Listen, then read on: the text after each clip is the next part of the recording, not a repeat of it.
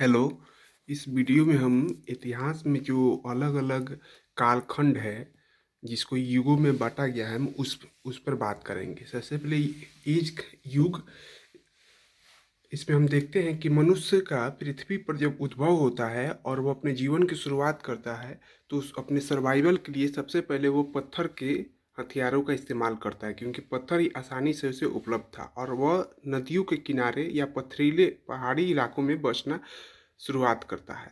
तो सबसे पहले पीरियड को हम लोग पैलोलिथिक एज बोलते हैं, दूसरे पीरियड को मेसोलिथिक एज बोलते हैं और इसको हिंदी में मध्य पाषाण काल बोलते हैं, क्योंकि पाषाण का मतलब पत्थर होता है, पत्थर या शिला, और इसलिए हम लोग पाषाण पाषाण बोलते हैं। मध्य पाषाण युग। तीसरे को जो सबसे नया है उसे नव पाषाण युग बोलते हैं, नियोलिथिक युग। जब पत्थर के साथ वो मनुष्य तांबा का इस्तेमाल करने लगा तब उस पीरियड को हम ताम्र चारकोलिथिक एज और हिंदी में ताम्र पाषाण युग बोलते हैं। तांबा मनुष्य ने सबसे पहले तांबे का इस्तेमाल किया धातुओं में, इसलिए आज भी हिंदू परंपराओं में तांबे के धातु को या तांबे के बर्तनों को शुद्ध माना जाता है।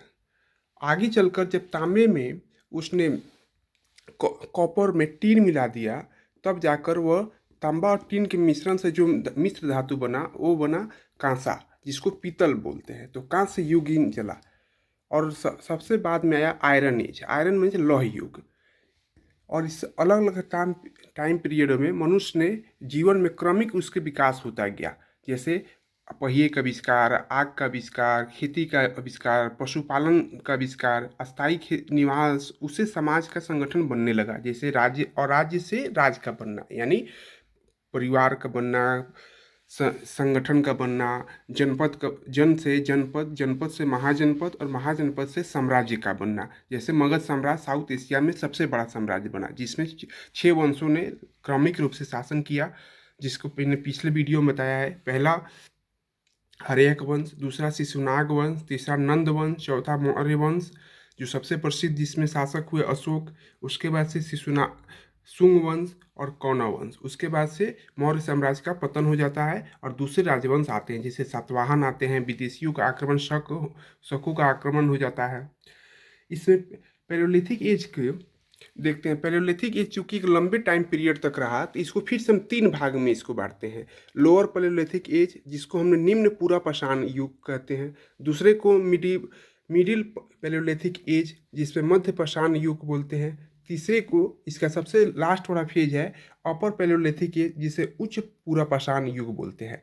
इसमें आप एक टर्म देखिएगा कि लेथिक है, लेथिक कॉमन है सब में, और पैलेयोलिथिक का मतलब है पैलोलिथिक, मेसोलिथिक, नियोलिथिक, चारको।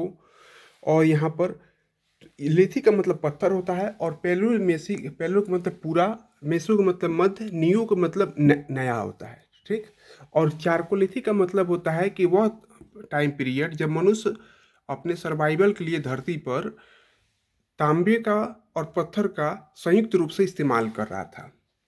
इसमें देखिएगा तो ये पैलोलिथिक तीनों कॉमन फेज है, लेकिन इसको लोअर, लोअर में निम्न, पूरा निम्न, मिडिल का मतलब मध्य और अपर का मतलब उच्च। ये जब तीनों अवस्थाएं खत्म हुई, पहले का तीनों फेज खत्म हुआ, तब जाकर दूसरा मेसोलिथिक एज शुरुआत हुआ। उसके बाद नियोलिथिक, फिर क्रमिक रूप से चारकोलिथिक, ब्रॉन्ज, आयरन एज। इस दौरान मनुष्य ने, इसका विभाजन किया गया है 2 आधारों पर। टूल्स के आधार पर जो स्टोन के एज से बनाए जाते थे, और मेटल धातु के इस्तेमाल पर, और जो क्लाइमेटिक चेंज यानी जलवायु में जो परिवर्तन होता था उसके आधार पर हम लोग इसको काल विभाजन किए हैं। आगे की वीडियो में इसमें इसका टाइम पीरियड और इसमें मनुष्य ने किस तरह के हथियारों का इस्तेमाल किया, मिट्टी का बर्तन किस तरह किया, उसके अस्थायी निवास क्या था, अस्थायी निवास से उसको क्या क्या मिला है, और उसने अपने सर्वाइवल के लिए शिकार किया, परिवार परिवार कैसे उसका वहाँ से बनना शुरुआत हुआ, खेती की शुरुआत कैसे हुई। जैसे सबसे पहले खेती का जो प्रमाण मिलता है साउथ एशिया में, वो आज के पाकिस्तान के बलूचिस्तान के मेहरगढ़ से मिलता है। तो हम लोग इसमें पूरा पाषाण, मिडिल पाषाण, इसमें हथियारों का सबसे पहले हथियार बड़े बने, उसके बाद सूक्ष्म बने, इसलिए इसको मेसिक बोलते हैं। और साउथ एशिया के अलग अलग कालखंडों में उसके आवास बने, जैसे राजस्थान के इलाकों में बना, साउथ इंडिया में बना, बिहार साइड में बना। और एक और बात आपको ध्यान रखना चाहिए कि जैसे आगे के कालखंडों में हम एक राजवंश का इतिहास जब पढ़ते हैं तो उसमें हम एक टाइम पीरियड देते हैं तो संपूर्ण उस राजवंश के बारे में पढ़ते हैं। लेकिन इस पेलोलिथिक, मेसोलिथिक या स्टोन एज के बारे में, यानी पत्थर युग के बारे में ऐसी बात नहीं है। ये एक जब हम मिडिल, जैसे हम पेलोलिथिक एज बोलेंगे, जैसे नियोलिथिक एज बोलेंगे, तो नियोलिथिक एज साउथ एशिया में अलग अलग इलाकों में अलग अलग टाइम पीरियड पर आया। जैसे साउथ एशिया में अलग टाइम पर आया, साउथ इंडिया में, बिहार साइड में अलग है, इसका टाइम पीरियड अलग रहा, और राजस्थान के साइड में अलग अलग रहा। लेकिन इसका जो लक्षणिक जो फीचर थे, गुण थे, वह समान थे। एक बात ध्यान रखनी है। और पत्थर के युग इसको बोलते हैं, और ये शुरुआती एज था। इसलिए आप भी देखते हैं कि जब भी कोई बात होती है आज के ज़माने में, जब कोई दो देशों के बीच में युद्ध होती है, खासकर परमाणु संपन्न देशों में, तो कहा जाता है कि अब युद्ध होगा, तीसरा युद्ध होगा, तो मनुष्य पत्थर के ज़माने में चला जाएगा, यानी जहाँ से मनुष्य जाति शुरुआत की थी।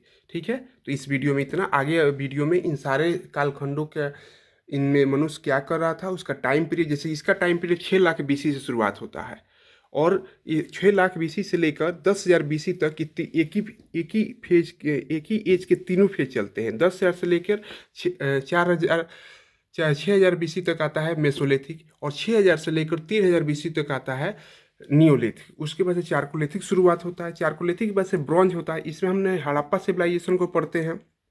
और आयरन जो 6 से BC से चलता है, जिसको ऐतिहासिक काल की शुरुआत होती है। जैसे मैंने इतिहास में आपको बताया कि 3 कालखंड होते हैं, प्री हिस्ट्री, प्रोटो हिस्ट्री और हिस्ट्री। तो ऐतिहासिक काल की शुरुआत होती है आयरन एज से।